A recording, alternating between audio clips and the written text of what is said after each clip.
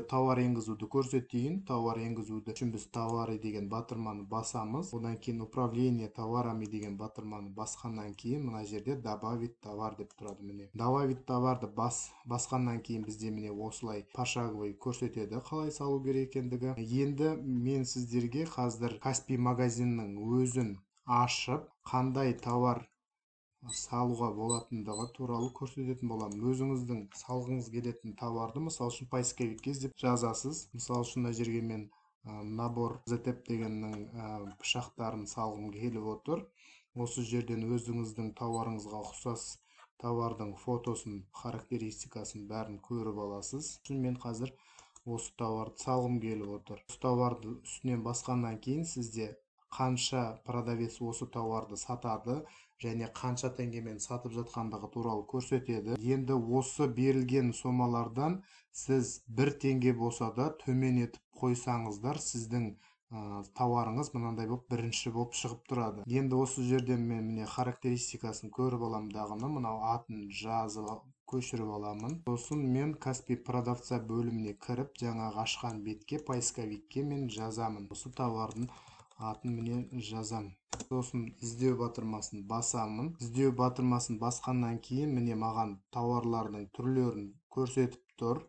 Осы тауарлардың біреуін міне таңдаймын. Сосын міне осы жерде оның ешқандай да характеристикасын толтырудың қажеті жоқ. Алдыңғы продавец характеристикасын барлығын толтырып қойған. Артикул продавца дегенге мен өзгертіп, ол әр продавецтің өзінің артикул продавцасы болады. Оны өзіңіз ойдан жасасаңыз болады. Мысалы үшін ағылшын әріптерінен және сандардан тұрады бұл. Сосын категория наборный жай деп тұр. Міне товардың аты, өзіңіз қалағанша өзгертіп өзіңіздің товарыңыздың атын жазасыз. Одан кейін далее деген батырманы басасыз. Осы жерге өзіңіздің қоятын бағаңызды енгізесіз. Бағаны көрдік біз. Ең төменгі баға 5090 теңге деп қоямын. Және мына жерде все пункты деген батырманы міндетті түрде басу керек. Көбісі осыны баспайды. Осы батырма міндетті түрде басылу керек. Бұл батырма бұл Қазақстан бойынша сатылатын баға. Егер сіз бұны баспай тек қана мына төменгі жақтағыны басатын болсаңыз, өзіңіздің тұрғылықты мекен жайыңыз бойынша ғана осы товар көрсетілетін болады. Ал сіз Қазақстан бойынша сатқыңыз келсе, міндетті түрде Қазақстан бойынша все пункты деген батырманы басамыз. Бұл Қазақстан бойынша көрсетіледі. Енді барлық товарларда Қазақстан бойынша деп көрсетсеңіз болады. Сохранить деген батырманы басамыз. Міне поздравляем, сіздің товарыңыз тіркелді деп тұр. Және осы жерде Каспий менеджерлері сіздің товарыңызды сіз салғаннан кейін 2-3 минуттан бастап 3 күнге дейін тексеріске алуға құлары бар. Дәл осылай қалған товарларыңызды да енгізсеңіздер болады. Міне менің енгізген товарларым осында көрсетілді. Ал енді келесі кезекте мен сіздерге Каспийде жоқ товарды қалай енгізуге болатындығын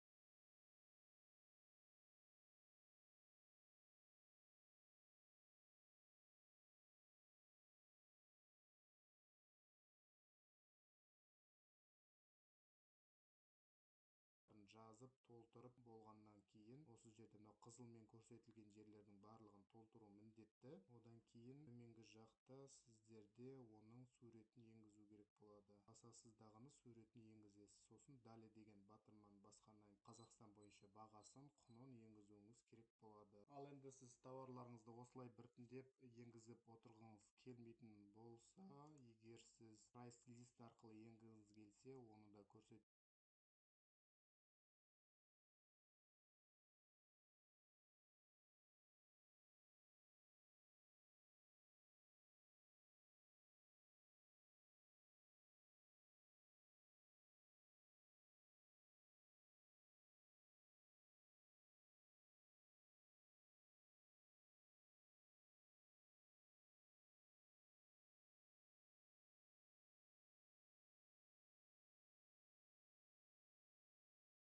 Өзіңіз артикулды енгізесіз, өзіңіз ойлап табасыз, ол ешқандай маңыз ойнамайды. Реттік номер, товарыңыздың номері болуы мүмкін бұл жерде. Сосын модель, товарыңыздың аты қандай, одан кейін бренд аты қандай, осылардың барлығы бар болса бар, болмаса жоқ. Мына жерге енгізесіз, сосын барлығын сақтайсыз. Сақтап болғаннан кейін осы жерге қайтадан кабинет продавца деген бөлімге кіріп, товары дегенді басып, загрузить прайс лист деген таңдайсыз дағыны. Мына жерге жаңағы өзіңіздің сақтап қойған прайс листіңізді ашып, загрузить деген батырманы басасыз. Загрузить деген батырманы басқаннан кейін бағанағыдай сіздің товарыңыз осы бөлімге келіп өзі. Сіздің товарыңыз мына жерде қызыл болып жазылып тұратын болса, онда ол тексерісте тұр деген сөз, ал продажа деген жазу шығатын болса, уже сатылымда тұр деген сөз. Осылайша сіз товарларыңызды енгізсеңіздер болады. Бүгінгі сабақ сіздерге түсінікті болды деп ойлаймын. Назарларыңызға рахмет.